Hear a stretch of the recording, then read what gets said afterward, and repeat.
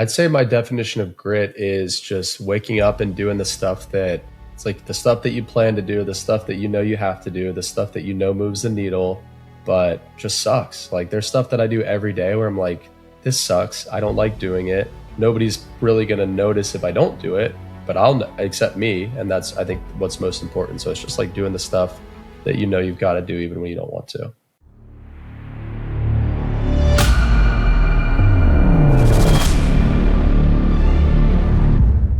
Welcome to the show. All right. Today, I am with an individual I've been following for a while. This is a young man that I met a few years ago at a conference in New Jersey. I've watched a ton of his content, and I got to admit, I've learned quite a bit from this young man. This is the same individual that built a $16 million business in e-commerce space, currently has over 13,000 subscribers on YouTube, is one of the top influencers in his niche, and a very well-respected individual in this space. When I say this, I don't say this with any hype. I've used to be in this space, and I rarely, if ever, heard anything about, heard bad about this guy. And especially in that space, there's plenty of it about almost everybody, right? So this is a very well-respected person in this space, but man, he walked away from it. All of it. Not because it failed, but because he felt staying like this was the real failure. He felt like if he stayed, that in of itself was the real failure. So he burned the boat. Corey Ganim, my dude, welcome to the Grit Factor podcast. Karl, thanks for having me. And that was a nice intro. I appreciate it. And looking forward to diving into it with you here for the next hour or so. Yeah, man. Yeah, it's nothing that's untrue. I've been following for a while, man, and it's really amazing to see individuals like you to be honest, forthright, even when it doesn't benefit them, right? And I've never heard anybody say anything bad about you. And you've rolled out coaching programs, training programs, you've wrote a book, you've done tons of things. You've given plenty of opportunities for people to, complain and bitch and everything else. And man, you're just that dude. So, all right. So Corey, man, most people hear 16 million, top influencer. I'm just painting this picture of on paper what success truly looks like. In some ways, I felt like I was reading my bio in a way, although I don't have that kind of subscriber count. And they think you had the dream. So set the record straight for us. What was actually going on behind the scenes? Yeah, so there was, I guess, a couple different angles to that, right? So there's financially what was going on behind the scenes, and then mentally what was going on behind the scenes too. And I assume we're talking through the frame of my decision to walk away from e-commerce. Yes, is that right? Absolutely. Yeah. So, there was a couple of things that led to me wanting to make a change, and I'll start on the mental front. So, by the time I chose to walk away from e-commerce and the world of Amazon and everything that I was doing there, which was, I guess, October of 2025 is when I made that clean split. Yeah. So at that point, that had been almost 9 years that I was in that business.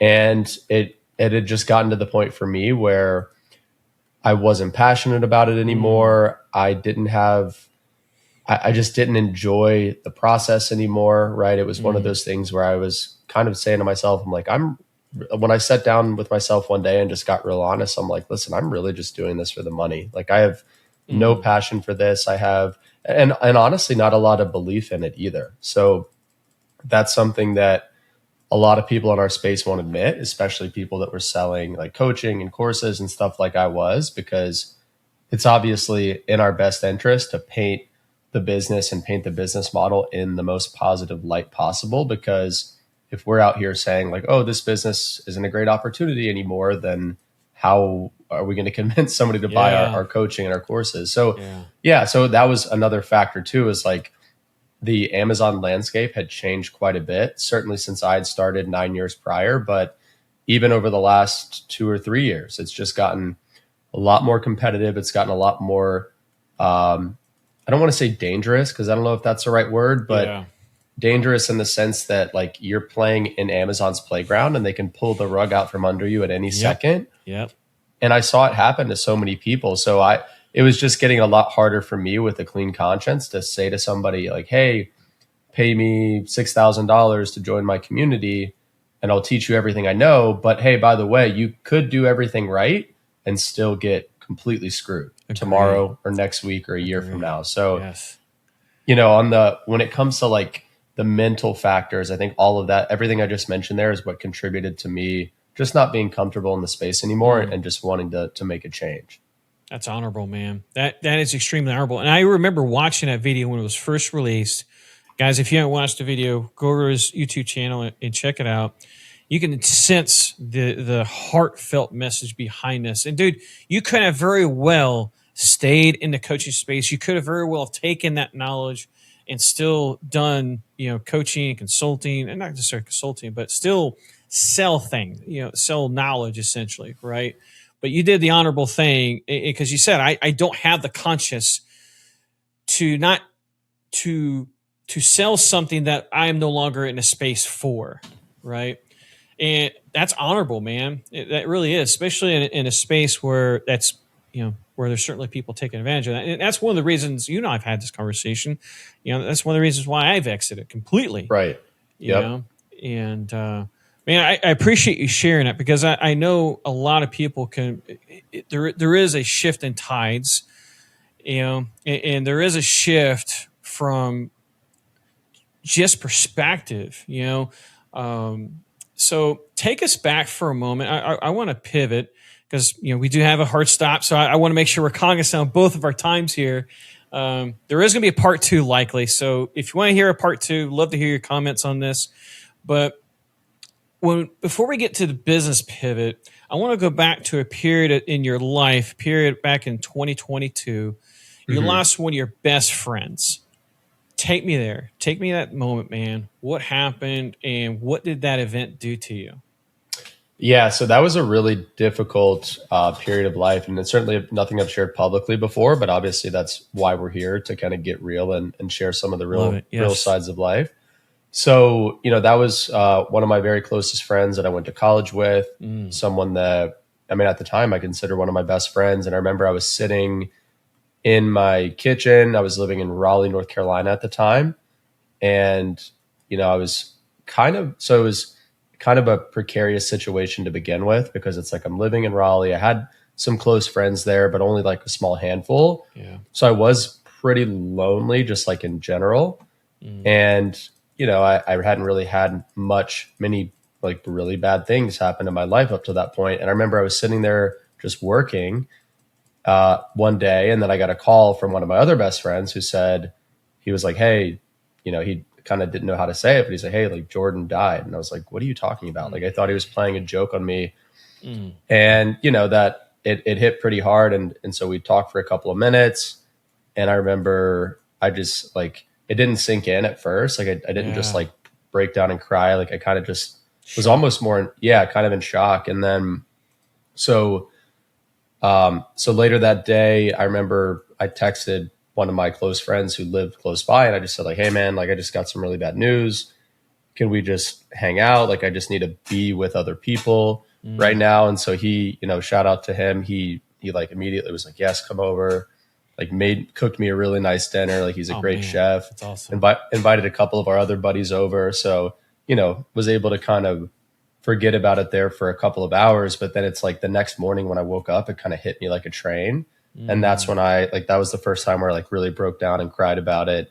And then, you know, for the next, months, if not a year or two, was just in a really tough place mentally, just thinking about, you know, one being like lonely and isolated, and then dealing with this loss and not having a ton of people to process it with, at least not there close by. And just all around, just very, very, very tough time. Like easily the hardest time of my life is probably that year and a half period. Yeah, man. Dude, thank you so much for sharing it. And I appreciate you being vulnerable and sharing it, especially, sharing the loss of a friend, dear friend, and that's hard to process that, and so thank you for sharing it publicly, because I heard you say that this is the first time you're sharing it. So I appreciate you trusting me, enough to, in the audience to share that. Man, before I go forward, man, I would love to hear, what was your favorite memory of Jordan? That was his name? Yeah. Yep. What was your favorite memory of him, man? Yeah. So he was just, and it's funny too, because, well, it's not funny, but like it is in the sense that he's like the one guy that is like friends with everyone, like every person from every walk of life. Like he knows them. Everybody knew him. He was just like the guy, like the funny guy, the guy who was friends with everybody. And, I guess favorite memory, like I have so many, but there's one in particular that, so we went to college together and he graduated a year before me. And so it was my senior year. He's actually from Raleigh. So, he'd already graduated, but I and all my friends who he was still friends with were still at school. And so he would come up and, stay with us and like sleep on our couch, probably like every other weekend my senior year. And he was, for a while there, it's like he didn't have a job. He was kind of he's like, oh, I'll figure, he's one of those guys where he's like, I'll figure it out. And like he always did. It always, like the best opportunity would just fall into his lap. Oh. So it was one of those weekends where he was like coming up to visit us at school. And we were like, well, hey, are you coming? Like it's 5:00 on a Friday. Like we're getting ready to go out soon. Like, are you coming? And he's like, oh yeah, like we're coming soon. We're just waiting on Brad, who's our other friend. He's like, we're waiting on Brad's mom to give us $20 for gas so we can like fill up the gas tank and drive from Raleigh. And that just stuck out to me because it's so funny. It's like, dude, you're like, how do you not have $20 for gas? Like you're not in college anymore. Like you should have a job. Yeah. It was just one of those comments that he was known to make that was just like so nonchalant, and I just thought was hilarious. And then, hour and a half later, he shows up at our doorstep with a case of beer and he's on our couch the whole weekend and we're just hanging out. And it was just, one of those good memories that I like to look back on. Awesome, man. Well, thanks for sharing that memory of Jordan. And thanks for sharing that, man. And thanks for sharing it for all of us. Cause in these losses, I think it's one of the most important things to do is to remember those good times, right? Remember the times that we had with them and just keep that memory, man. So thanks for sharing. Yeah, absolutely. So you mentioned you were in a mental rut, and for almost 2 years. Walk me through what actually looked like day to day, if you don't mind. Were you still running the business? Were people around you seeing it, or were you perform fine? And I think you know what I'm talking about, right? I'm good, right? But beneath the surface, you were not. Yeah, it was definitely a lot of that.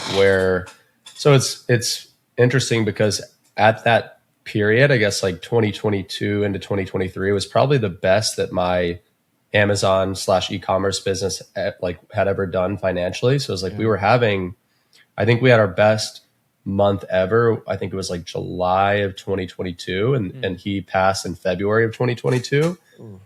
And we did 500,000 something in revenue, 50 something thousand as profit. Nice. I was living in this little dumpy apartment. My expenses were next to nothing. So it's like, I was making a lot of money, but I just, under the surface just wasn't doing too well and just was super depressed. I mean, I think I even mentioned in the, the intake form, I think you had asked what were you physically doing at that time? Yeah. And there was so many days where just I've always been an early riser. So I'd wake up super early, go to the gym and then come home and I'm just totally not mentally there. I would literally some days just lay on the ground for it sounds crazy, but an hour. I would just lay there. I just didn't have the energy to get up or do anything or think about anything or talk to anyone. And luckily I had a good team. I had 2 or 3 virtual assistants who were working for me at the time who were pretty autonomous. And, it's some days my day would be, I'd check in with them a couple of times on Slack. And then I'm just literally laying on the ground or sleeping on the couch or laying in bed all day, just unable to function mentally. And it was like that for a while. Hey, real quick before we keep going, if you've been listening to this conversation and something hit a nerve, if something we talked about made you pause, or you felt that little tug in your chest, man, that one was for me. I want you to lean into that for a second. Don't just brush it off. Because here's the thing. Conversations like this, yes, they're great. And I love doing this show. I really do. But if I'm being real with you, a conversation can only take you so far. At some point, you got to stop nodding along and actually do something with that feeling. So here's what I want you to do. I want to personally invite you to something we built called the Reforge Challenge. It's a live 5-day experience I created specifically for people like you. High performers who know they're capable of more, but something got knocked sideways and your old playbook just stopped working. Or maybe life smacked you in the face with a 2x4 that you just didn't see coming. Maybe the fire just dimmed and you can't figure out how to reignite it. 5 days, 5 real identity shifts, live coaching, real community, and the kind of honest conversations that actually move the needle. Not just another thing you consume and forget by Friday. Listen, you're not broken. You're just in between versions. And I'd love for you to come see what we've built.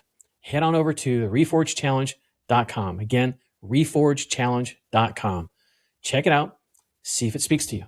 And if it does, I'll see you inside. All right, let's get back to it. Man. You know, as you're talking through this transition, if you will, right? This mental rut, I would like to think a lot of people can resonate with this, only because I've had so many conversations with just leaders in general, entrepreneurs, founders, business owners, parents. I mean, there is this commonality where we're chasing the wrong things, right? Right. We're in survival mode, you know, and that's what majority of us are programmed to do, is just survive another day. If I can just get through another day, right? And that's what it sounded like your operating system was ran off of, right? It's just surviving. And man, I could totally resonate with that, dude. But, you know, I think if I understand correctly, and correct me if I'm wrong, I think things started to change for you. You know, you made a decision to move to a new city. You said that was the best decision you ever made, even though it was the most difficult one in that moment. So take me to that decision. What made you finally say, peace, I've got to go? Yeah. So it was, I guess this would have been, was it middle of 22? Yeah. So around July of 22 is when I actually made that move, moved from Raleigh to Charlotte. And yeah, the decision-making process was pretty simple. It's like, look, I feel like if I stay here any longer, like I've got a couple of good friends, but I don't really have like a network, and you know, I don't like necessarily live. So like the closest friend at the time, I lived still maybe like 10, 15 minutes away. So I just didn't have a very good support system. And in Charlotte, I had like my 2 cousins live here who I'm really close with, and I had other friends here. So it was just one of those things where I'm like, I just need a change of scenery. And I feel like if I stay here any longer, you know, who knows what's going to happen, but it's probably not going to get much better. Yeah. So yeah, I made that move in August, July of 2022. And then I guess August, 2 months later, I met my now fiance. So that was, dude, congratulations. Thank you. So it's a very quick win there right off the bat. Met her through a mutual friend. And then I guess it was the following January of 23. So about 5 or 6 months later that I met Miles and Garrett, who were 2 other big names in the e-com space. And they had me on their podcast. And that's kind of what, like, that one interaction is what sent me down the whole rabbit hole of like making content and like putting myself out there. And so I would be in a completely different universe if that hadn't happened. Man, I think you're speaking to a lot of people right now. They're in that same, like, I call this the gap, right? Mm-hmm. The gap of in between your previous life or your current life that's trying to shed from you, and this new life that's trying, that your soul needs, that your future self needs, right?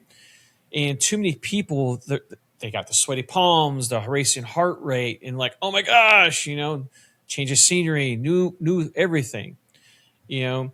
And so what you're saying right now, I I think speaks to a lot of people that are in that transition in some shape or form, either in their relationships or in their careers or businesses and so forth.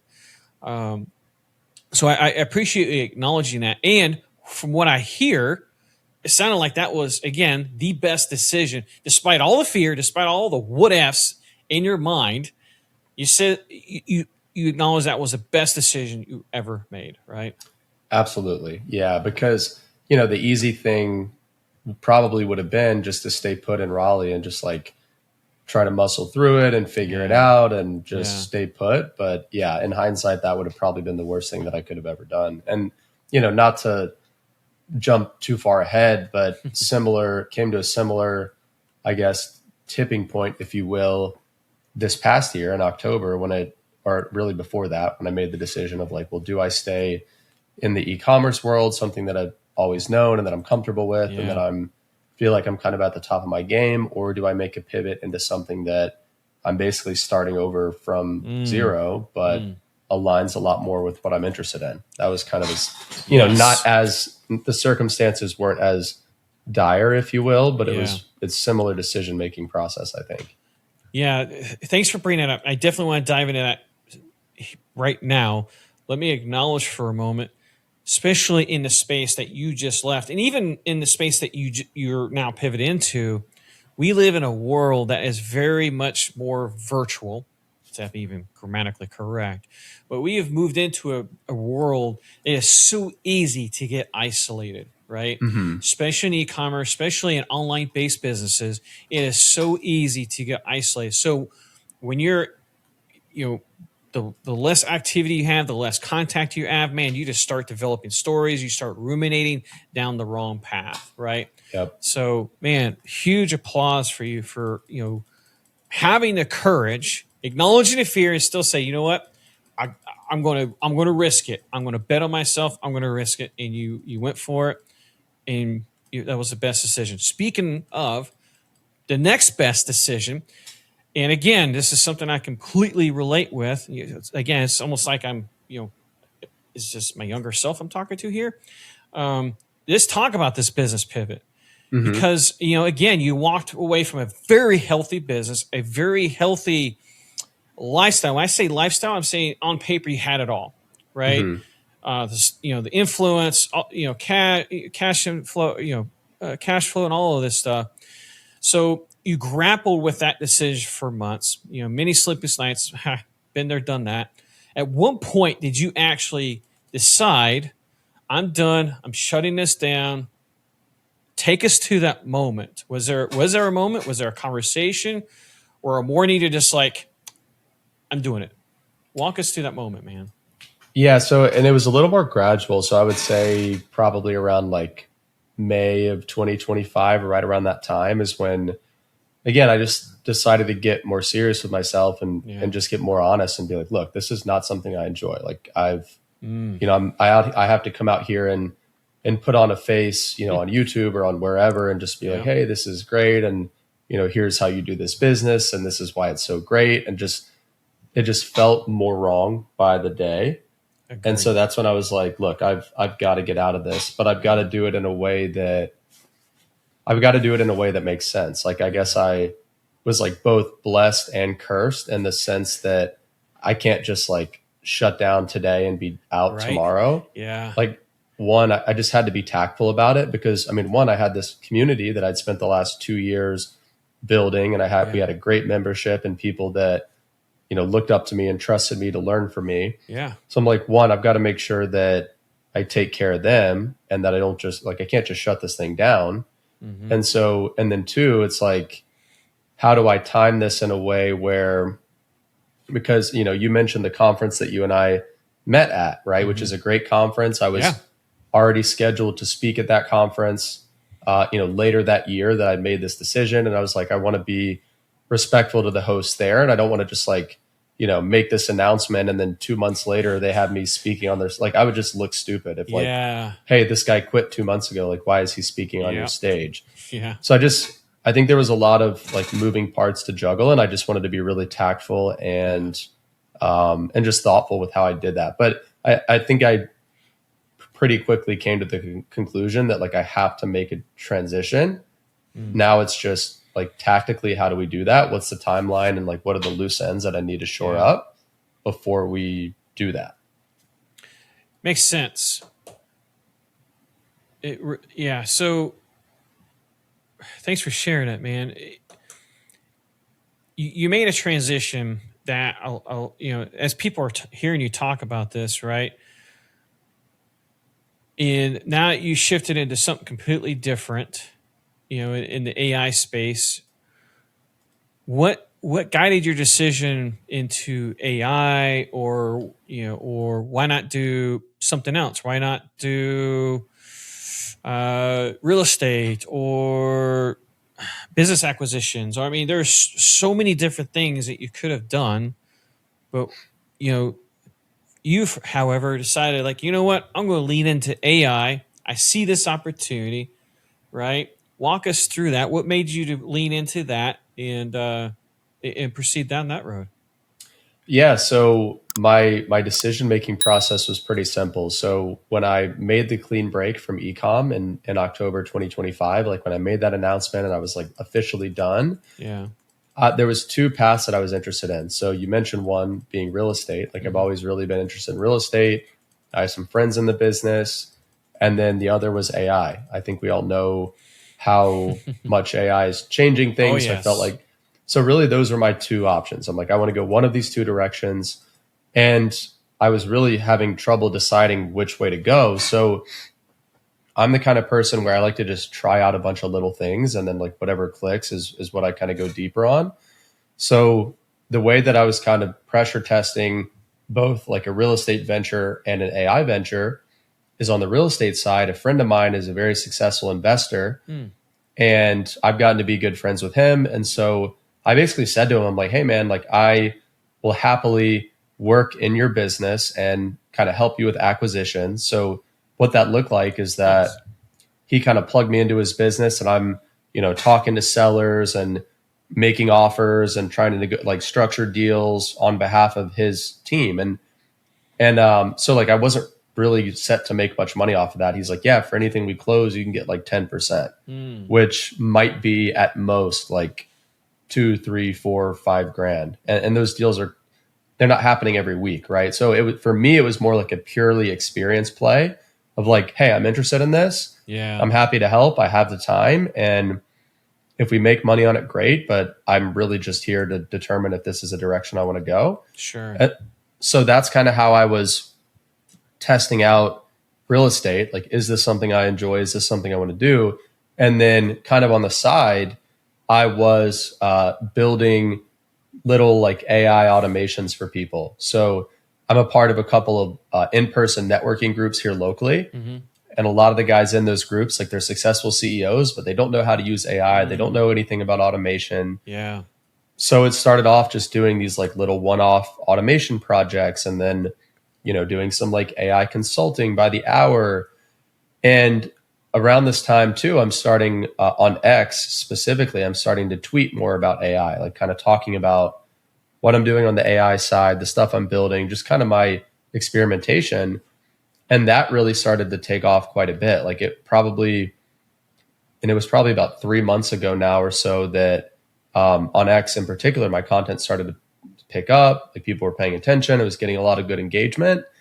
And it just seemed to be, all the signals of the universe were kind of telling me like, hey, this AI stuff is probably the direction you should go.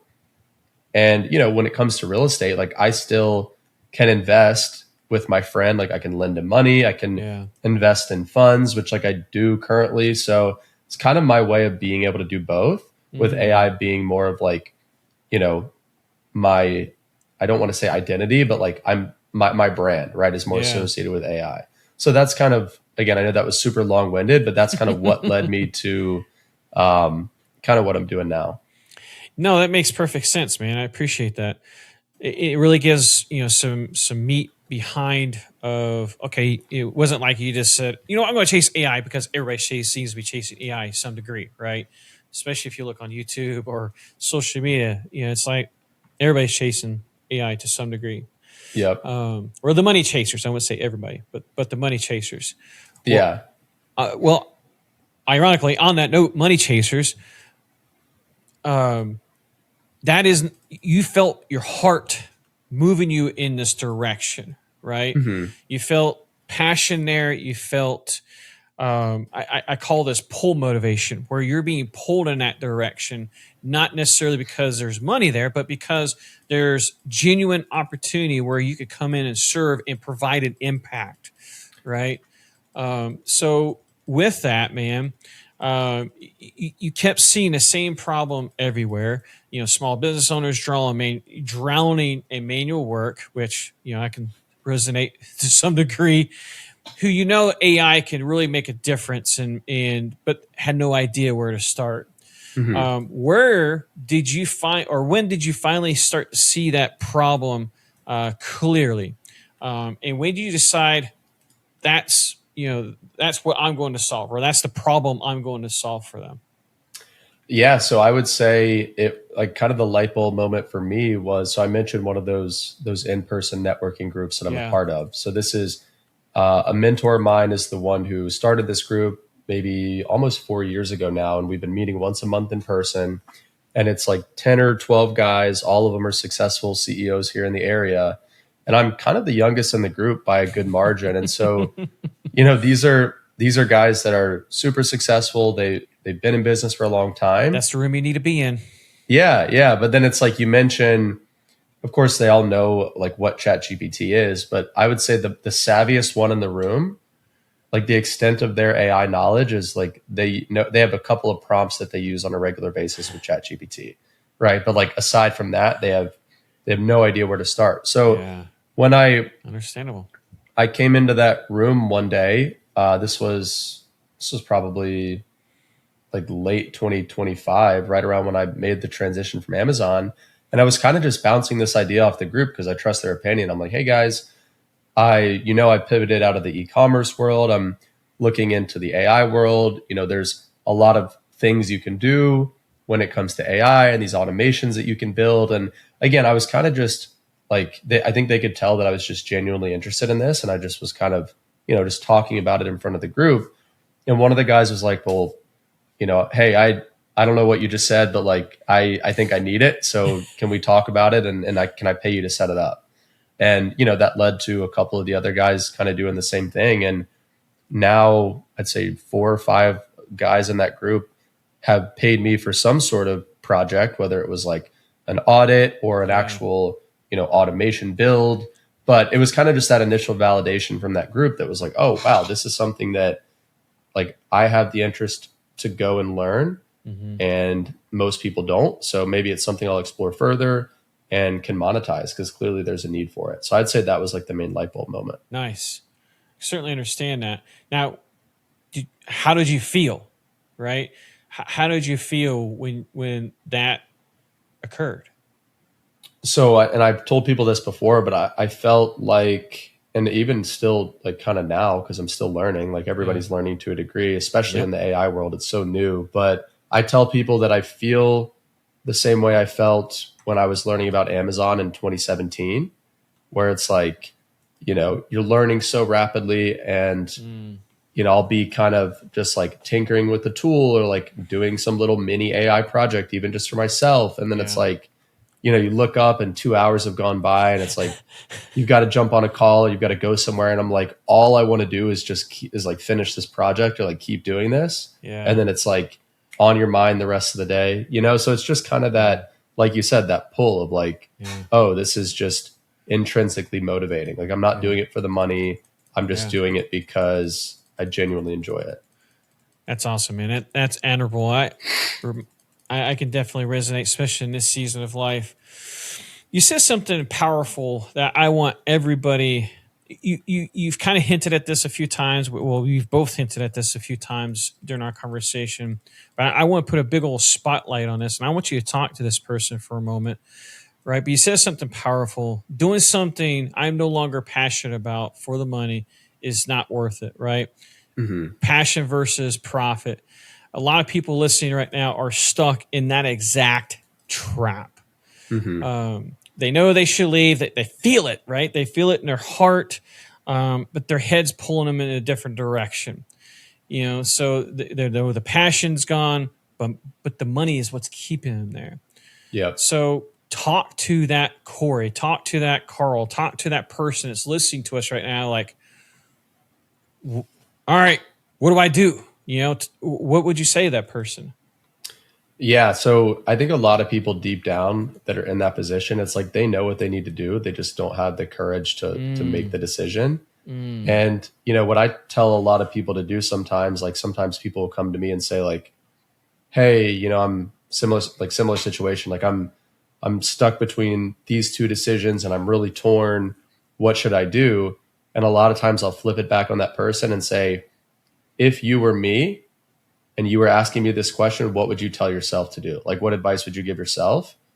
And like, sometimes just that reframe is all people, like, I know me personally, like I've had people challenge me with that reframe. And it's like, the answer is immediately clear. It's like, oh, I know exactly what I would tell you to do. So then that's probably what I should do. It's like, I think it's just one of those mental blocks that people have a lot of times, but like really tactically speaking, if, let's say you're in a job you hate, or, you've been building this business for 5 or 10 years and it's kind of your identity, which it was for me, then yep. I think you just you gotta put a plan, like put a transition plan in place and like put that on paper. What does that look like? Because that's what I did. I even made a list of like, okay, if I were to walk away, what are all the things that I need to do like tactically in order to make a clean break? And so like for me, one was, well, I've got to sell the community to someone who's going to take care of it. Right. Yeah. Closing it down is not an option because frankly, we have people paying for year-long memberships and I didn't want to just like refund those people. And I certainly wasn't going to just like cut them off halfway through their year. So the only option was just like find somebody who can take care of them. And if that means that I need to take a loss, or not necessarily a loss, but if that means that I need to sell the community for lower than what I was hoping to sell, which is what happened, to the right buyer, then so be it. And that's exactly what happened. But I was like, I'd rather me take that haircut than the people that have trusted me for, the last 2 years.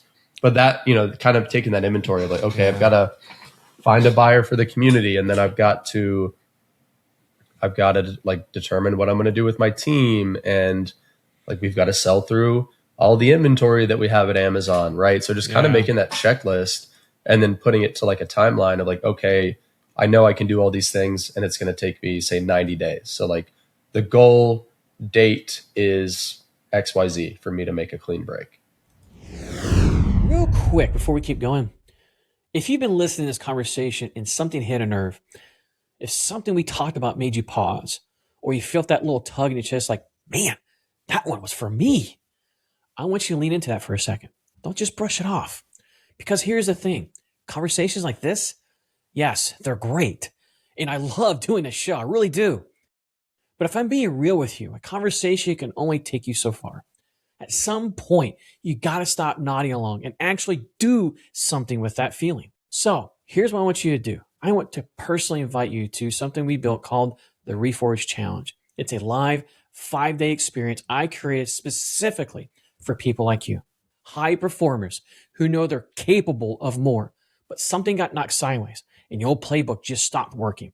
Or maybe life smacked you in the face with a 2x4 that you just didn't see coming. Maybe the fire just dimmed and you can't figure out how to reignite it. 5 days, 5 real identity shifts, live coaching, real community, and the kind of honest conversations that actually move the needle. Not just another thing you consume and forget by Friday. Listen, you're not broken. You're just in between versions. And I'd love for you to come see what we've built. Head on over to reforgechallenge.com. Again, reforgechallenge.com. Check it out. See if it speaks to you. And if it does, I'll see you inside. All right, let's get back to it. Love it, man. I really hope that people are listening to what you're saying and taking action. Because everybody that's listening to you talk about just do, right? In fact, a previous guest I had not too long ago, said just that, right? Stop thinking about it. Stop meditating on it. Just freaking do it. Yep. You know, have the courage. Yes, there is fear there, but move forward in spite of it. You know, this is why, you know, the successful people that you hold in the spotlight, that's why they're there, because they acknowledge the fear, but they still move forward anyways. You know, they reminded themselves, what if it will go correct, right? They jack themselves up on that premise. What if this does go right? What if this does work? Not what if it goes wrong, you know?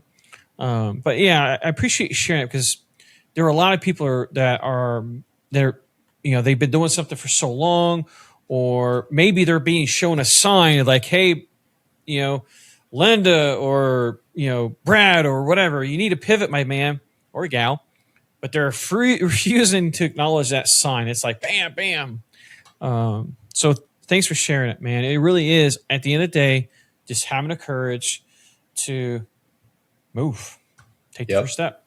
Absolutely. Well, awesome, man. As we start to wrap up, man, there's a couple of things I want to throw at you. One of this is, I think, you know, for me, I can relate to this to some degree, but you said that you learned the hard way about doing business with friends and family.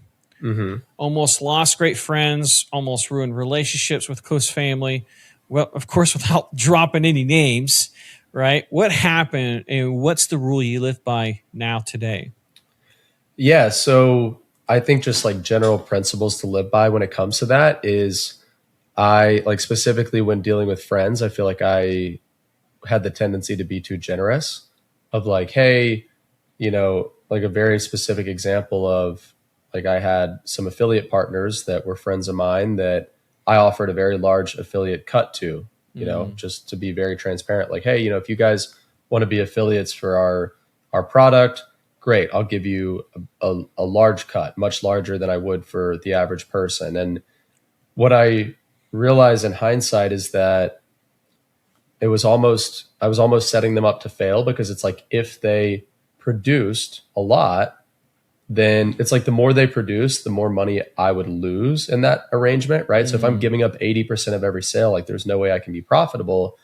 So it's like, down the road, they were crushing it, which is great. Like, that's what you want them to do. But then you have to have the hard conversation of, well, hey, I was giving you 80%. Now we've got to cut that to 50. And in their mind, it's like, well, why am I being penalized for being a good producer? Yep. And so, I mean, that was just like, that sucked. I had to have that conversation a couple of times, and, you know, it was 100% my fault. Like, I didn't need to offer them 80% up front, but I wanted to try to be a good friend and a good partner, and, you know, not necessarily help them out, but just like give them a good deal. And so that just, I think when you're dealing with friends or just partners in general, is like, you gotta be fair, and you gotta put things on paper too, and just be like, hey, this is the agreement. And if at any point down the line we feel like the agreement is no longer fair, then that's a mutual conversation. But until we both agree otherwise, this is the arrangement. So I would have probably had the harder conversations earlier on to kind of summarize there. Love that, man. As you know, I've been through my fair of partnerships, and some of them didn't end very well. And, you know, I can resonate that to a large degree. So, before we close, or as we start to move towards closing, man, I want to make sure I acknowledge something that you put on your intake that I really want everybody to hear. We did talk about it briefly, put the little spotlight on it, but I want to say it again, because we didn't really quite say it black and white.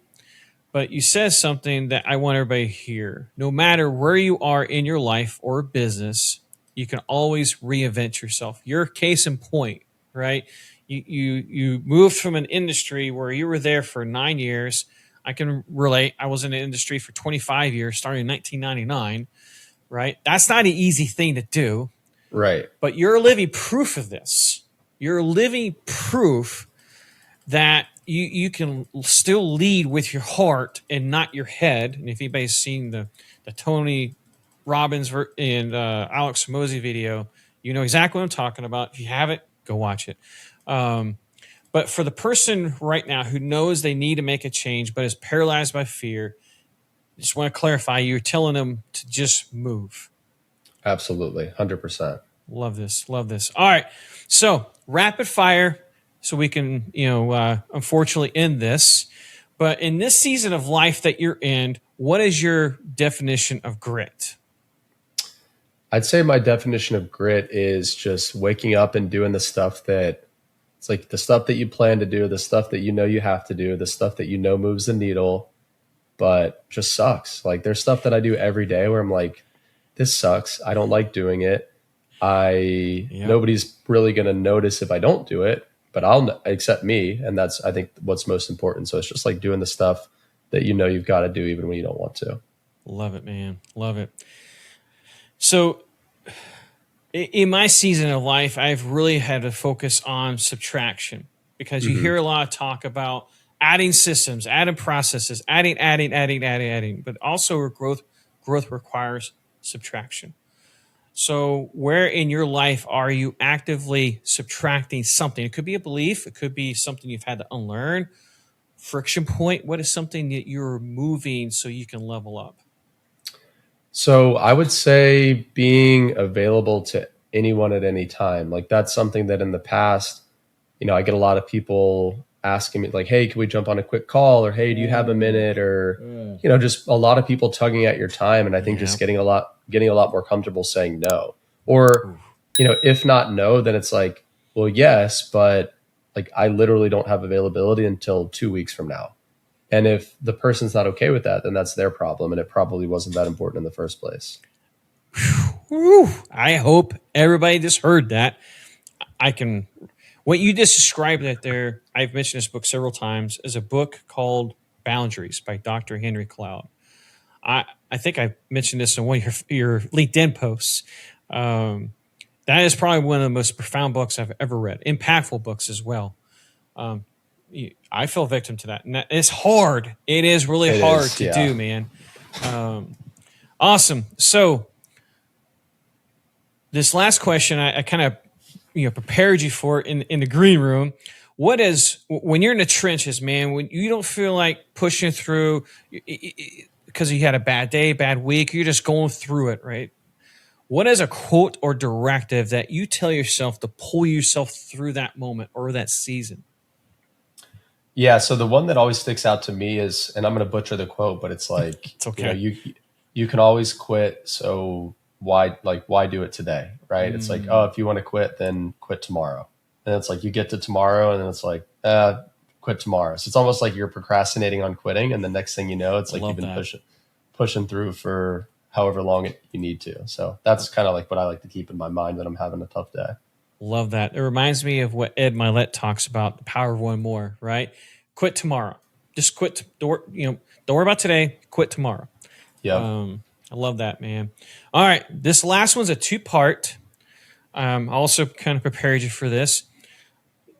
For those who are listening brand new, I love to ask my guests or give them an opportunity to ask my next guest a question that they will love to ping to pick their brain on. And it's completely anonymous. They don't know the guest lineup. So while you're continuing to think about your question, and remind me because I may forget, my previous guest had this question for you. And so far, every single one has landed perfect. What gets you out of bed in the morning in this season?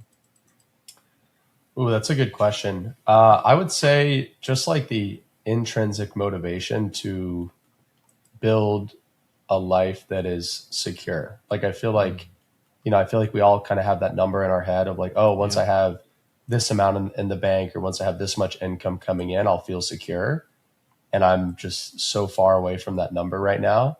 And, every day it's like, well, until I hit that number, like I have to get out of bed. Like I don't have a choice.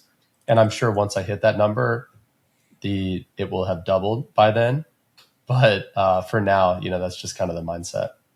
Awesome, man. I love it. Thanks for sharing that. So your question is, what would you like to ask my next guest? Yeah. So for your next guest, I would be curious to know, I would say like, what are they working for? Like realistic, like really, what are they working for? It's probably not the money. So what is it? Like it's kind of a variation of what gets you out of bed in the morning, but it's like, what is your end goal with what it is that you're working on? No, I like that. Love it, man. And looking at my guest lineup, like I said, it's been perfect. Awesome. Perfect. Well, cool. Well, Corey, man, thank you so much for not just coming here and giving us the highlight reel, because that's the easy thing to do, right? It's easy to come in here and talk about, the dollars and all of this stuff, but you came in here and gave us the darkness behind the scenes, the loss of your friend, and in that mental rut that you're in for 2 years, and finally having the courage to say, you know what? I'm going in the direction of my heart. I'm going to reinvent myself. So, man, I respect you, for that, for showing us that it's possible, reminding us that it's possible. And I truly hope that everybody that's watching and or listening right now can get that. And please execute. So again, man, thank you for joining me, dude. Thank you for having me, Karl. I appreciate it. Yeah, absolutely. All right. For the person who wants to connect with you, especially if they want to learn AI, because I know you offer AI services, they want to take advantage of your AI assessment that you have for business owners, where can they learn about you? Where can they connect with you at? So I would send anybody who's interested to my podcast, which is called Build with AI. Awesome. So that's going to be on any podcast platform, and then on my personal YouTube at Corey Ganim. So just search for Build with AI anywhere you get podcasts. Love it, man. Thank you so much for sharing. I'll definitely be dropping those on the share notes. So thank you again. To those listening and watching right now, as you will know, especially if this is the second or more that you've heard, the gap between average and excellence is just action. You heard Corey say this several times today. It's just action, just move, even if it's imperfect action. Don't just listen to Corey. Please just take one thing that he shared today and use it. And be the reason someone doesn't quit today. Don't keep this to yourself. Share it with their loved ones. Share it with your friends. Share it with your team. Do this because they need you to show up in their life. Again, my dude, thank you for stepping in the arena today. Thank you for having me, Karl. Absolutely.